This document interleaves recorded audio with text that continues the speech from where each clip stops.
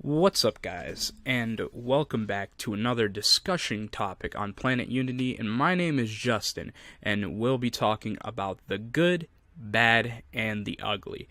But first off, we want to start with the good and end it off with the ugly. So today's discussion topics are for the good: game sales, Division 2 leaked, PlayStation 5.50 update, Capcom's biggest winner, Monster Hunter World. So let's get on that topic right now. For the game sales, we have the consoles and hardwares and the games itself.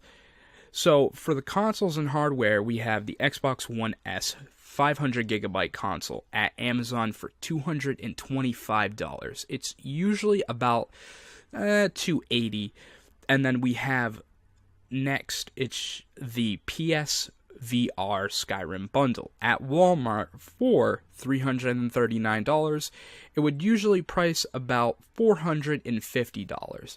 Now for the controllers, we have the Xbox wireless controller at Amazon for $40, usually $60. Even if you go to GameStop as well and you're buying a new one, it's going to be $60. The PlayStation 4 DualShock wireless controller at Amazon for only $50. It's not as cheap as the Xbox One, how they're doing their sales, and it's usually $60. And they also have the Nintendo Switch Pro controller, and they also have, apparently, they have a Nintendo Switch Pokken Tournament DX Pro Pad wired controller. Now, the Switch Pro controller is at Amazon for $62, which honestly, I don't think it shouldn't even be that much. It should be, well, it's regularly priced at $70, but it should be priced at $60. I mean, it should be a standard controller, but that's how they price it at. Now, the Nintendo Switch Pokken Tournament DX Pro Pad wired controller is at Amazon for $19, and it's usually $25. And then you have the last one for the controllers on sale, and it's the Nintendo Switch Neon Yellow Joy-Cons. Now, I have the actual default Neon Joy-Cons, which are the blue and fluorescent red. But they're on sale. The yellow Joy-Cons are on sale for $61.99, usually $80, which I think that's a little too much on price if you ask me. But now we go into the games. Now, on sale, we have games like Overwatch, Prey, Wolfenstein 2, the Colossus Collector's Edition, don't forget that, The Blob, which is on Amazon for the PS4. You can buy it off of Amazon for the PS4. We got Rocket League, PlayerUnknown Battlegrounds, a very popular game, Final Fantasy 15, Rise of the Tomb Raider, the 20-year celebration one, okay? Mario and the Rabbids Kingdom Battle. Now, let's start off with the Overwatch game. It's going to be on Amazon for PS4 for only $38 and on the PC for $40. Prey is on Amazon on the PS4 for $19? And it's usually priced at $60, guys, so that's a good deal. I'm liking that. I haven't picked up Prey yet, but I was debating on it. I think I might pick it up. And then we have Wolfenstein 2, the new Colossus Collector's Edition, at Amazon. Wow, this is a big price cut. At Amazon on PC for $35 and on the PS4, and don't forget the Xbox One, for $60. But it's usually priced at $100. Since this is a collector's edition, you need to remember. Now, The Blob is on Amazon for the PS4 for $16. It's usually $20. No big price change in that. Doom at Walmart, actually, this one's it's a little bit less. But Doom at Walmart for the Switch for $53, usually $60. Good little price. Rocket League at Walmart for the Switch for $25, usually a full price of $40. And PlayerUnknown Battlegrounds at Green Man Gaming on PC for $23, and it's usually priced at $30. Final Fantasy 15 at the same place as the PlayerUnknown Battlegrounds, Man Gaming on PC for $40. It's usually $50. Rise of the Tomb Raider 20-year celebration at Green Man Gaming once again on the PC for $19.80, usually $60. And the last but not least, Mario and the Rabbids Kingdom Battle at Best Buy on Switch for $30, usually $60. So that's a 50% off right there. Okay, now we have the miscellaneous, which I personally think this is a big one. We have the 3-month Xbox Live Gold subscription, but it's only at Amazon for $15, and usually it's $24. So actually it'd be like $24.99, so $25 for the 3-month membership for Gold. So I'd pick that up. The Harry Potter complete Blu-ray gift set at Amazon for $57, rounded up to $58, usually $100. Alright, so now we're done with that stuff. Let's get into the next topic, which is The Division 2. Yes, The Division 2 was leaked, and I believe it was purely by accident, if not. What I can tell how it was leaked after a press release popped up online, seemingly earlier than expected. So that's all we know, and the announcement was fairly low-key, they say. So someone in there had to leak that. So now we know it's there from Ubisoft, that there is The Division 2, but we don't know anything else about it. We just know it's there. And I'm kind of excited because I want to see if they live up to the potential for this game. Because last time when they made the original Tom Clancy's Division, they did a little bit of lying, and it kind of nipped them in the butt a little bit. Which, for example, when they showcased the game off, the graphics looked phenomenal. But once it actually got ported to the consoles and such, the graphics were dramatically changed. Like, for example, when they did the preview of the game, the foliage looked really nice, backgrounds and everything, they look beautiful. But once they hit the consoles, they changed it so it can get the proper frames on the game. So I hope they learn their lesson from that one time. But just be aware, The Division 2 is there. It's somewheres, and it exists. Okay, now let's jump on to the next topic, which is the PlayStation 4, the update 5.50. Now, it comes with the super sampling mode for the Pro console. So what it's supposed to do is it's supposed to show higher resolution for games that are 1080p, if I'm correct. So, and plus there's miniature updates in there, which you can delete notifications now, some like in a different way and stuff. And you'll be able to find new tabs within the library to make it easier to fix and organize the stuff you need or you're looking for. Now, like I said, now you can be able to permanently delete old notifications and to schedule events directly from the tournament page. So basically, the PS4 5.50 update is supposed to like enhance the graphics a bit for the 1080p users, you know, for their TVs and stuff. So I mean, in a sense, it's kind of a big change. So I like that. It's really good. Now, let's see. Okay, now let's talk about Capcom's biggest winner, Monster Hunter World. Yes, I say this over and over again, Monster Hunter World. I mention it in my videos, Monster Hunter World. Well, Monster Hunter World is Capcom's biggest seller right now. It has never... No Capcom game has ever reached the limits like Monster Hunter World in sales and value, because I think they finally understood what I was trying to explain to them, is when you have a game like Monster Hunter World, you can take it and put it on multiple platforms, and what happens when that usually happens? You make profit. it's the most, I don't know. I don't know if Capcom's afraid or anything, they're afraid of losing a leg, but this is a perfect example of a game that doesn't revolve around microtransactions, and it has 200 plus hours of gameplay on it if you're playing multiplayer, or you're just playing single player, which is actually just, you know, a local locked lobby or something. And I was definitely expecting Monster Hunter World to be, you know, Capcom's top seller game of all time. It was kind of surprising in a way to me because I wasn't expecting it. Like half and half was me expecting it, and the other half was me not expecting it. So, I mean, it's a great game. I'm seeing a lot of people transition to it because it's something you can't avoid, really.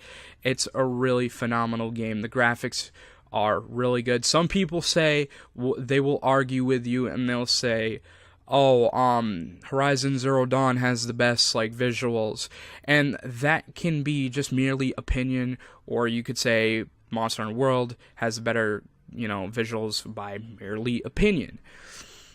But they did state that Monster Hunter World does have the best visuals, and it looks really beautiful. I think they did execute it really well, so good on Capcom. They really do push, like, the game to the extreme. I mean, I'm still waiting for the content updates, like getting new monsters and stuff. I've heard speculation that we're supposed to get Deviljho sooner than expected, but I'm like, some people said that we were supposed to get the content update on the 9th, which I was skeptical about. I was like, there's no way. But now someone told me Capcom is actually pushing down the date of the update release, so it's going to be sooner than spring. So hands are up in the air right now. I'm just hoping they get this, you know, content update with Deviljho and add more stuff into the game to provide people with more content that they can, you know, suck on upon. Because let's face it, if you were a Monster Hunter player, you've been spoiled for the last generations, considering Monster Hunter Generations, Monster Hunter 4 Ultimate. They had so many monsters in it, subspecies, deviants, that we got spoiled. And that's how I'm feeling right now. I mean, you know, it is what it is. So I gotta say, Capcom's doing real good with Monster Hunter World, so I'm pretty proud of them on that.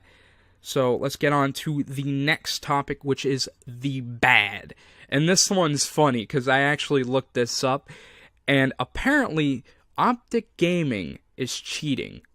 There's different branches of Optic Gaming, but apparently they were cheating on the branch of PlayerUnknown Battleground, and Optic Gaming got disqualified from a round in the Invitational Coatis tournament for exploiting a bug. Now, you're in a fucking tournament. Now, you expect to utilize bugs to your advantage. You're obviously going to get caught for that. And this is exactly what happened. I'll put a clip in there as well to show you what they were doing. And shame on them for doing that because, you know, this is people's hobbies. This is, you're going to ruin it just by exploiting a game and basically fucking cheat like a loser.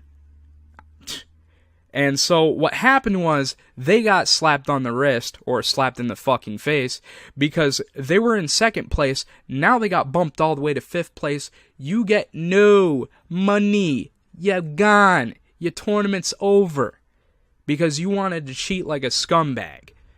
So what happened was the person who did it was named Bahawaka, was found guilty of triggering a particular exploit in PlayerUnknown Battlegrounds in Game 8 of the Invitational, IEM Coatis.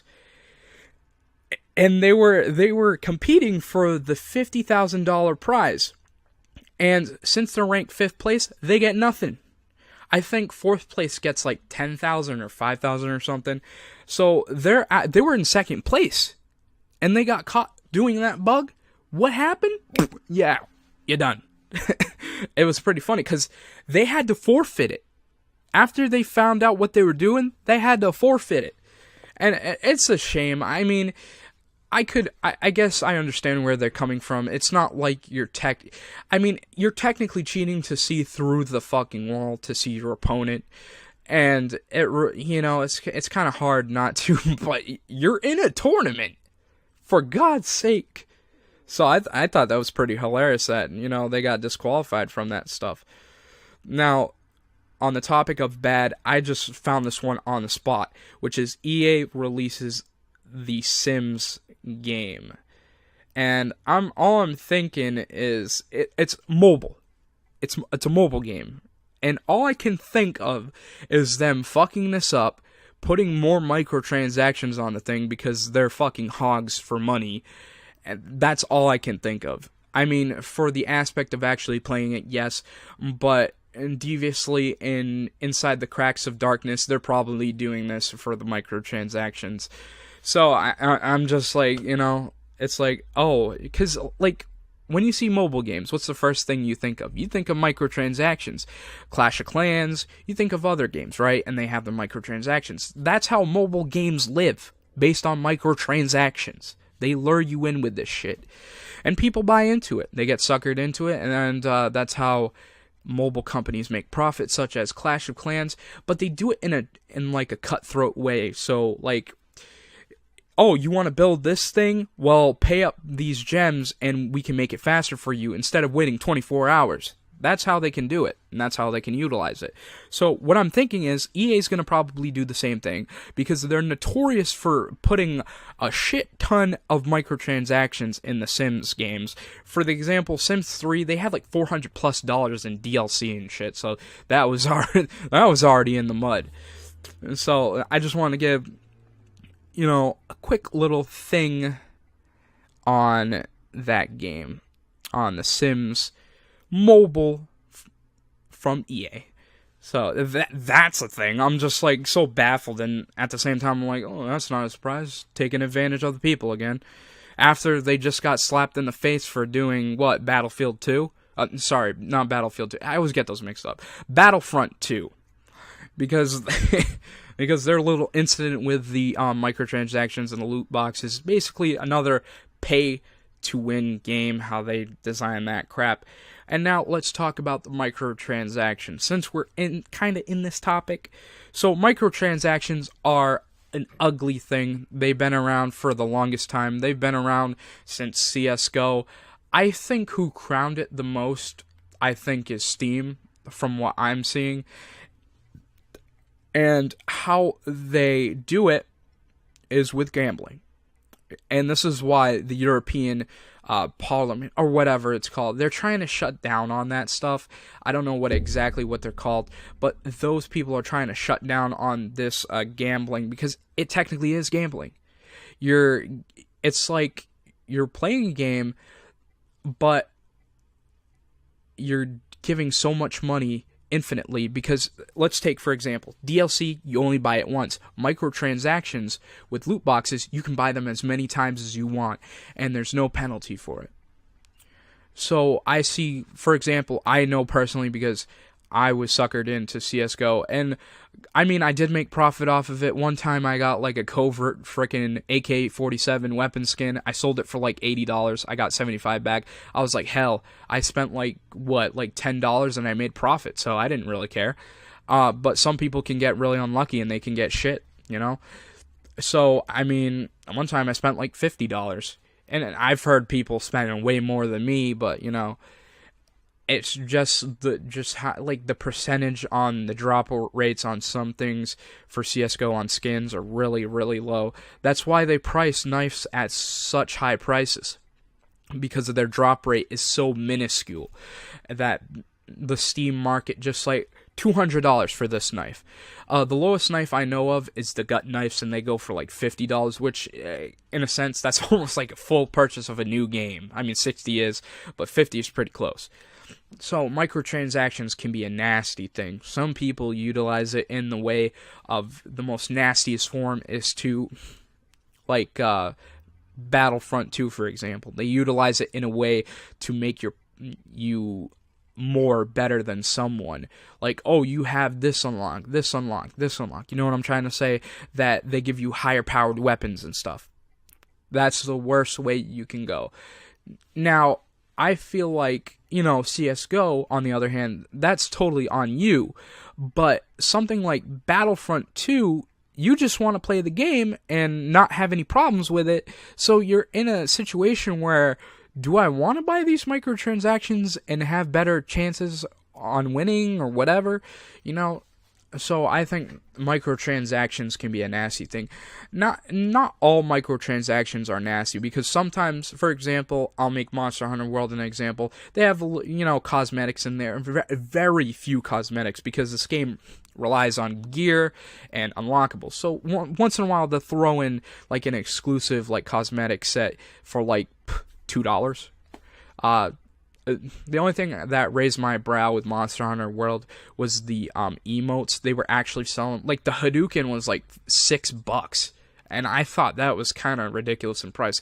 If I was an entrepreneur in gaming and I was selling this stuff, I'd be selling it at like 99 cents or at least $2 at the most. No way I'd be selling a fucking emote for $7. I mean, God forbid. Let's talk about, going a little off track, but let's talk about Paragon. What happened to them? They got shut down. Because Epic Games has run into fucking turmoil with that game because of the fucking microtransactions. And plus, they have a successor, which is Fortnite right now. So, Fortnite is doing beautiful right now. I'd hate to say it because I really don't like Fortnite. It's a lazy concept. Let's get into that a little later about Fortnite, and I'll judge both PlayerUnknown Battlegrounds and Fortnite. Well, they shut the game down because of microtransactions, but the good thing about them was I seen a little heart in them, and they were able to refund people's money that they spent on the game based on the microtransactions. So I looked at it and I saw it as a good thing. They weren't trying to ship anyone, so a little good on them. But they're still in the shitter. So I played Paragon and I liked it. I really did. And I was a little disappointed that they had to let the game go. I was like, shit. They have to let go of Paragon? Because I really liked that game. It was really fun. It was like, and I don't play MOBAs. I do not play MOBAs. And that was the only MOBA game I would touch, was Paragon. It was really fun. And now let's move on to the next topic, which is the ugly, which is Fortnite versus PUBG. So I'm going to get into this discussion right now about that. So what happened was, there's controversy going. It's not like controversy, but someone asked, I gotta find it. Well, I think it was, what's his name? JJ Watt asked, he was on Twitter and he was asking, PUBG or Fortnite, and you know how that's gonna go. People are gonna say, well, Fortnite looks babyish, it doesn't look good. And some people will say, well, PUBG has a lot of glitches and bugs. So you're gonna see a lot of back and forth. So that's what went on in Twitter. So it was disgusting to look at. It was a big feud fucking mess. So people are like, oh, this game's good, and they were basically butting heads on which game is better. And if I want to give a good opinion, I think both games are good. Now, I hate both games, but in a sense of a good being, they're both good games. Now, games both have their flaws, respectively. So like PUBG, I don't know why the fuck they don't just call it something else, because it's confusing me. Well, PlayerUnknown has a lot of glitches. I think they just need to fucking fix them to make this game good. And I heard when they made the Xbox release for it, it tanked in frames. So it was like, the game was all stuttering and shit. So that was beautiful. I was tempted to buy that game too. I was like, $30. Maybe I'll buy it. And I was looking at Fortnite and I was like, $30. Well, actually, no, they charge a Fortnite for $40. And the funny thing is, the game's going to be free later down the road. So I was like, I don't even want to pay $40 fucking dollars for a game that's going to be free soon. And besides, they're going to rely on the fucking microtransactions. I know this shit. It's not rocket science people.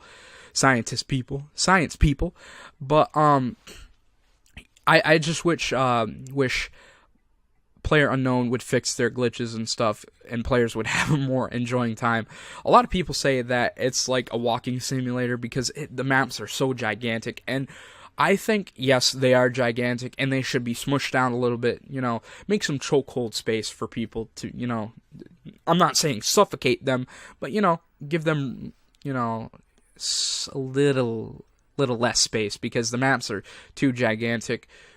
Usually half the time people are in buildings hiding, so like some people say, like Fortnite is like the baby game because it's like you don't need any tactics to play this game. And PUG people, PlayerUnknown people say, you need skill to play this game. Oh yeah, this is skill.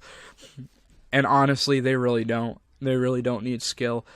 I played Fortnite. It's a really good game. It's pretty smooth for the most part. The highest I've ranked was like second place. And it's usually consistently too. Whenever I play a game, I rank 20 all the time. Below 20. So like 20, 19, 18, like that. So the only thing I don't like about Fortnite is how they utilize the microtransactions. I think it's really scummy because the way they utilize it is disgusting. So how they do it is like how they do Ubisoft with Rainbow Six Siege. They have the passes, but their passes are longer, so they last a little bit longer. But Fortnite, their season passes, I think they last for 3 months, and then you have to pay money again just to get that ticket or whatever, so you can level up your character and get all the unlockables. So I was looking up the free pass, and you don't get shit from it. You don't get gear.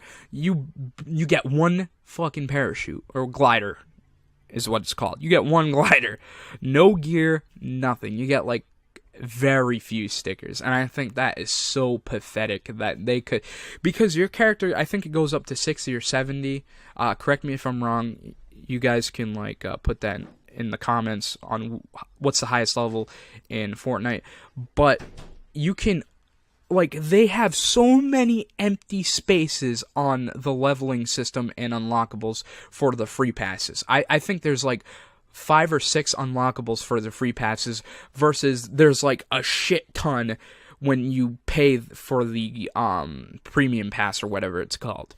And I thought that was so asinine and ridiculous. I'm like, so I know it's free and I'm not really paying for anything, but you think you'd put a little bit more effort into the free pass other than throwing in a handful of fucking items, even though you go up to like level 70. It's like ridiculous. So I think that was kind of stupid. Now, PlayerUnknown Battleground has a similar process like CSGO has. They have the crates, they have the keys. So it's like, it's a no-brainer. You already know what's going to happen. Everyone's going to buy the fucking things. They sell like hotcakes.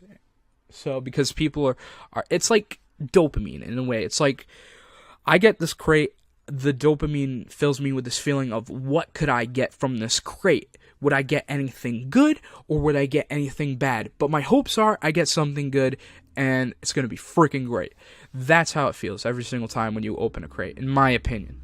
So I'm like, yeah, I don't know. I mean, respectively so, these games are great games. Do not single them out. They have large fan bases. I mean, some are toxic, God forbid.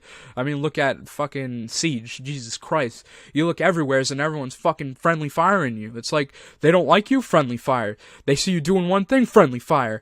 Oh, you're doing something wrong? Kick from game. It's like, holy shit, I can't even play a game of Siege. That's why I don't play it anymore. Besides the point that, I ran out of Xbox Live and I have to pay it again. But I'm currently playing like Nintendo right now, the Nintendo Switch, because I stopped playing Monster Hunter World because I got so far in the game. Now, God forbid I'm different. Like, my mind is all over the place with games. So sometimes I'll play the Switch, Xbox One, PS4. I'll go on my 3DS sometimes. I'll play on PC. So I'm like all over the place. But right now I'm playing Monster Hunter Double Cross. David, this is to you. I'm humble bragging to you. Yeah, wink, wink. Yeah, game's it's not in the US yet, so I picked it up. I can understand the game perfectly fine. But anyways, let's slide on to the next topic, which is the last one, which is oh fuck. No, it's not oh fuck. The Oculus Rift stopped working. Like, for a short amount of time, it stopped working. And you know why? Because of the fucking warranty. So what happened was that the Oculus Rift stopped working because the expired certificate soft bricks all the company's virtual reality headsets, Oculus Rift to be precise. So people were using, and I gotta say the Oculus Rift is overpriced. I think it's like $800 or $700. No one should be paying for that much. I mean, the PS4 ones are way cheaper. So it's like, but apparently they just stopped working. And I think that is the funniest thing. Imagine just, walking home from work. You want to play on your Oculus Rift. What happens? Holy shit, my money changer just stopped fucking working. So I thought that was pretty hilarious. Like, I mean, that's like an issue in itself. Like, yeah, I just wasted almost $1,000 on this, and it just stopped working. So I can only think. But I heard they quickly changed that because there would have been some uproar from Oculus. I mean, for the people that work there. So, I mean, that's, like, horrible. Like, how can you forget to update a fucking certificate for your, like, hardware? So I think that was funny. So, we're pretty much done here, and we're wrapping this up.